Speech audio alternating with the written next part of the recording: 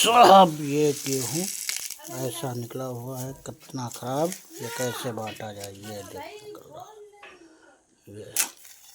ये उसी में ये निकल रहा है। ये सब ये दो कट्टियाँ, ये दो कट्टियाँ, ये देखो।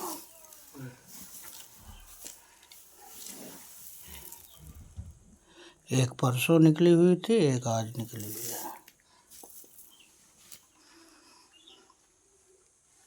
साथियों, राशन विभाग में भ्रष्टाचार चरम पर फैला हुआ है।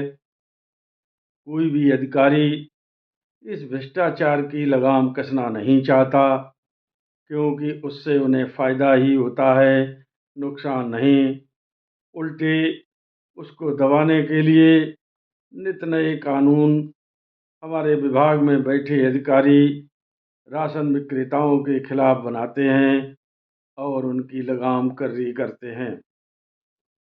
शिकंजा कोटेदारों पर कसना चाहिए, मैं इसका विरोधी नहीं हूँ, लेकिन भ्रष्टाचार जहाँ से हो रहा है उसकी जड़ पर भी प्रहार होना चाहिए, ऐसा मैं अधिकारियों से अनुरोध कर रहा हूँ।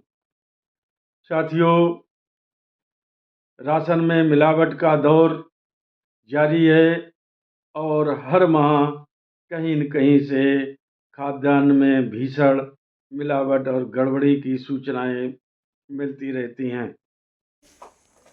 ये ऐसा गेहूँ मिला हुआ है, ये गेहूँ है, ये गेहूँ,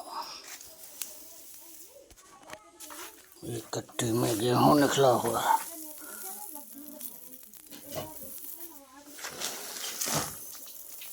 हटाओ।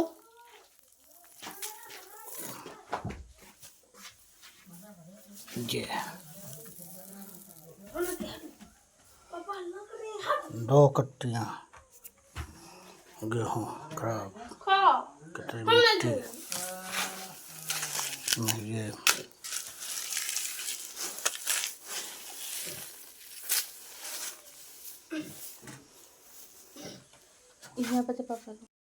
ऐसा ही हमारे एक राशन विक्रेता साथी ने गेहूं में जो बोरी उसने खोलकर वितरण के लिए देखी, उसमें किस कदर मिलावट थी, उसका वीडियो बनाकर भेजा। उसे देखकर मन खिन्न हो गया कि इसके खिलाफ भी कोई कार्रवाई शासन स्तर में बैठे लोग ना तो स्थानीय और ना ही उच्च कुछ कार्रवाई करना चाहते हैं। इसी तरह से कुछ जनपदों में मोटे अनाज के तौर पर मक्का का वितरण कराया जा रहा है। उस मक्का की गुणवत्ता इतनी गंदी है, इसकी कोई सीमा नहीं। पता नहीं उसे खरीदते समय कितना कमीशन लिया गया होगा, तभी उस गंदी मक्का को खरीद कर शासन के लिए भेजा गया। वह मक्का बदबू मार रही है तथा उसमें तमाम फफूंद बन चुकी है। कुछ दाने इतने खराब हो चुके हैं जो कोई भी जानवर भी उसको खाने को तैयार नहीं, लेकिन फिर भी सरकार मोटे अनाज पर अपना फोकस कर रही है।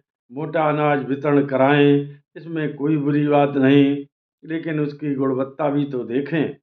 जब खरीद के समय जो भी अधिकारी उसमें लगे होते हैं, उन्हें अपने कमीशन से मतलब होता है, गुणवत्ता कैसी आ रही कैसी नहीं आ रही, इससे उन्हें कोई लेना देना नहीं। साथियों, मैंने स्वयं मक्का के तौर पर मोटा अनाज वितरण किया है। कम से कम हमारी 10 बोरियों में इतनी गंदी बदबू आ रही थी, जिस बदबू को कोई भी आदमी आसपास बैठे बर्दाश्त नहीं कर सकता, क्योंकि वह मक्का फफूंद होने के कारण तथा उसमें नमी के कारण सड़ने की तरफ बढ़ रही थी, इसीलिए उसमें गंधार आ रही थी। इस गंधार की वजह से उस मक्का को खोल खोल कर धीरे धीरे हवा लगाकर वितरण कराया गया। ऐसे में किसी से ये कहा जाए कि आपने उसकी सूचना क्यों नहीं दी, सूचना देते क्या कर लेते। कोई भी अधिकारी इस विषय में सुनने को तैयार नहीं था, उल्टा यही सुनने को मिलता।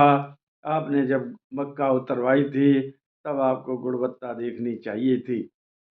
साथियों, जब मक्का के इतने सारे बोरे आए, क्या हर बोरे में परखी लगाकर उसे देखा जा सकता है?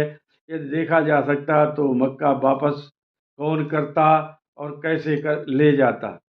फिर इस झंझट में पड़ा जाता। इसलिए मैं पुनः शासन में बैठे अधिकारियों से अनुरोध करता हूँ कि इस भ्रष्टाचार के दलदल से यदि आप राशन विक्रेताओं को निकालना चाहते हैं पारदर्शिता हो, तो सबसे पहले जो खाद्यान्न सप्लाई होता है उन गोदामों की चेकिंग कीजिए तथा रास्ते में जो मिलावट होती है उस पर लगाम लगाइए। उसके बाद ही खाद्यान्न राशन विक्रेताओं से वितरण कराइए। तभी उस पर उपभोक्ता भी जो कार्ड धारक है वह राशन विक्रेताओं से नहीं झगड़ेगा और आपकी वाहवाही भी होगी। इन्हीं शब्दों के साथ मैं अपनी बात समाप्त करता हूँ। मेरी बात यदि किसी को बुरी लगी हो तो क्षमा करें। नमस्कार, जय हिंद, जय भारत।